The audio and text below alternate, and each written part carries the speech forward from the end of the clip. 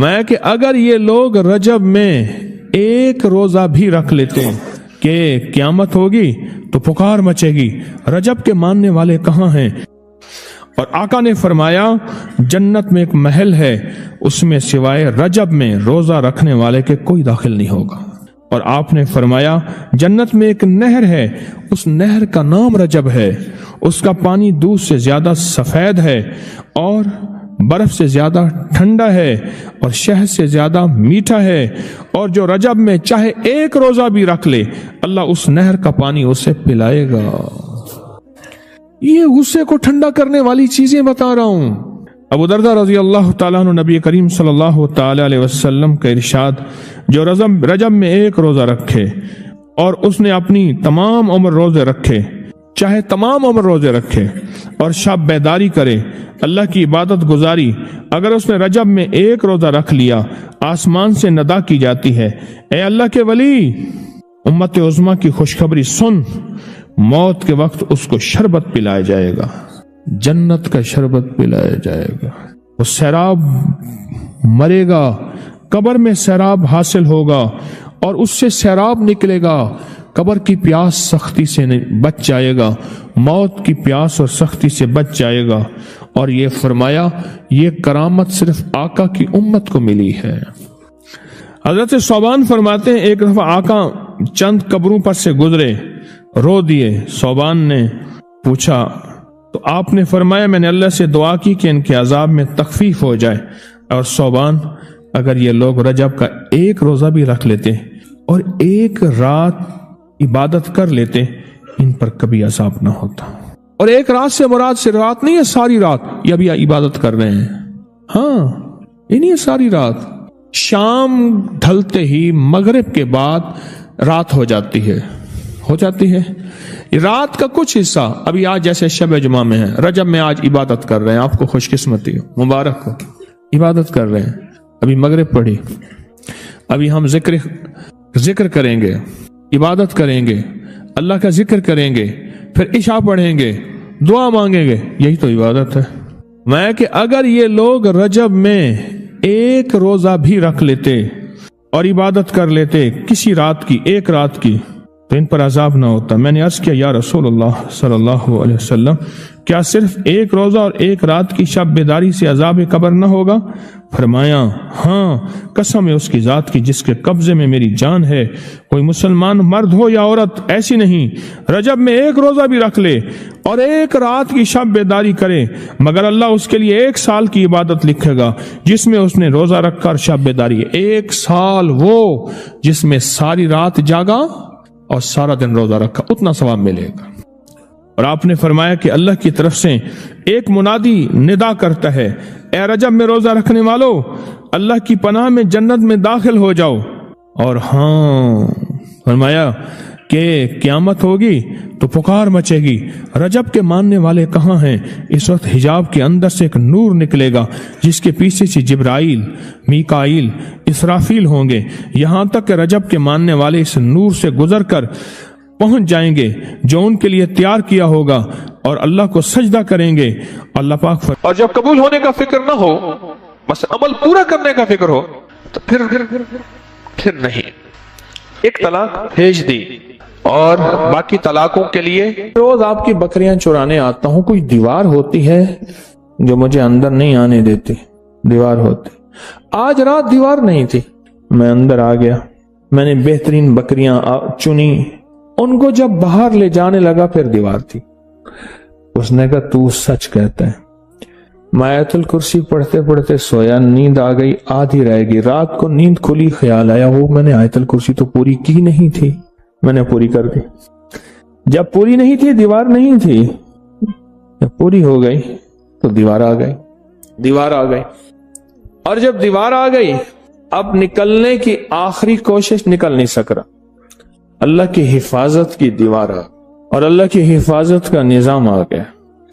ہمیں سمجھ نہیں آتی کہ ہم نے دیوسائی بنایا ہوا ہے اور گھر میں ہماری ہر چیز لٹ رہی ہے، ہمیں پتہ نہیں آئی، اک بھی سجاگ رہ گئی، دیوا بھی بلدا رہ گئے، اٹا مٹورے چوالی نکلدا رہ گئے، جس کو سمجھنا ہے تو بعد میں سمجھنا، اک بھی سجاگ رہ گئی، آنکھیں بھی جاگتی رہیں، دیوا بھی بلتا رہ گئے، چراغ بھی جلتا رہا۔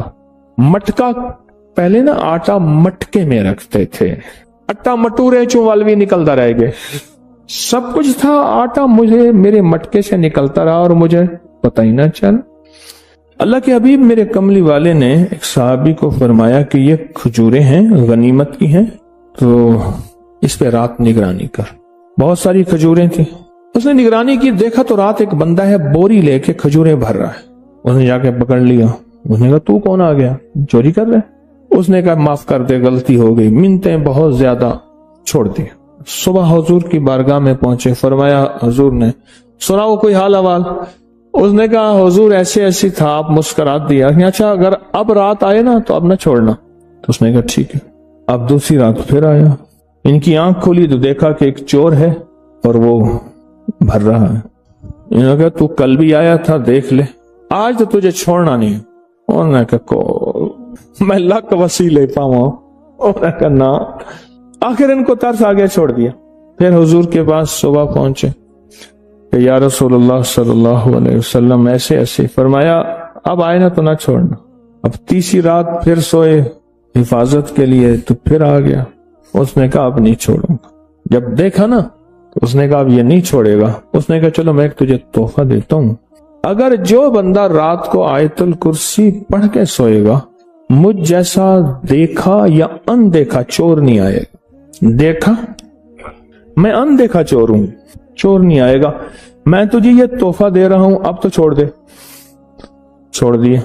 صبح آقا کی بارگاہ میں پہنچے، حضور کو واقعہ سنایا، حضور مسکرائے، فرمایا تھا تو جھوٹا پر بات سچی کر گیا، تھا تو جھوٹا پر بات سچی کر گیا، کہ واقعی آیت الکرسی کے یہ فائدے ہیں۔ دو چیزیں گھروں کو ویران کر دیتی ہیں، ایک کلام الہی نہ ہو، اور دوسرا گھر میں رزق ایسا آئے، بس جیسے آئے، جس طرح آئے، کیسے آئے، ویران کر دے۔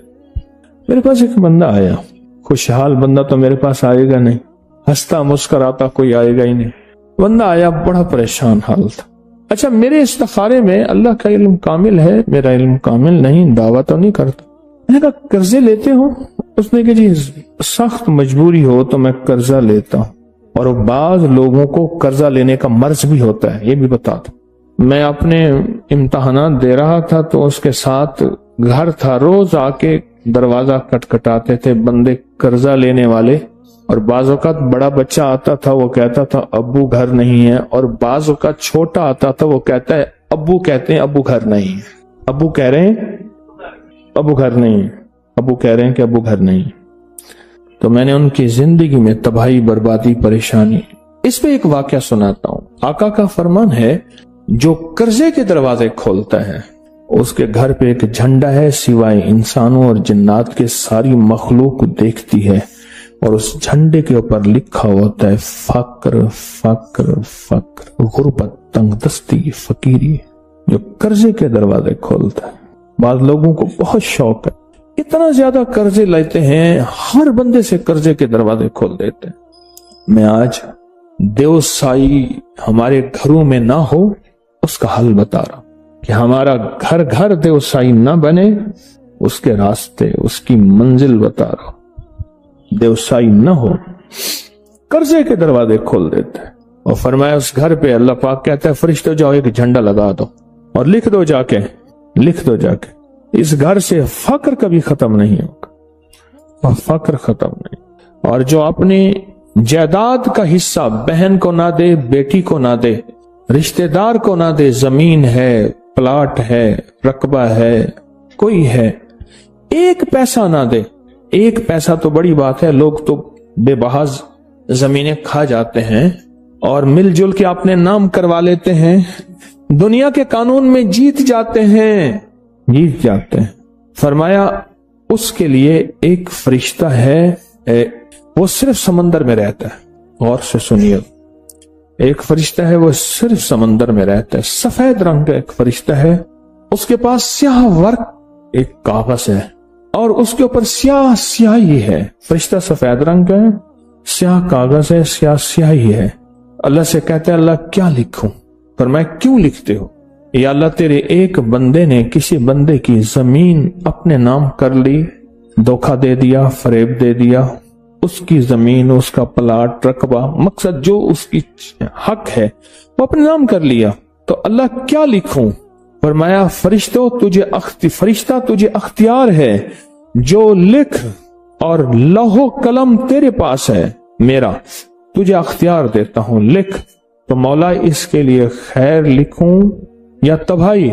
فرمایا یہ خیر کے قابل نہیں، اگر لکھنا ہے تو پھر اس کی 14 نہیں 21 نسلوں کے لیے غربت، فقر، بیماریاں، خون ریزی، مقدمات، مشکلات، مسائل، پریشانیاں، ناکامیاں لکھ۔ مجھے سندھ کے ایک سمرو صاحب ہیں، انہوں نے مجھے بتایا، میں سندھ کے سفر میں تھا، 2 بیٹیاں ہیں جو جا کے صبح جاتی ہیں، صبح اور پوچا بنا کے مٹی کا لیپ صبح اندھیرے منہ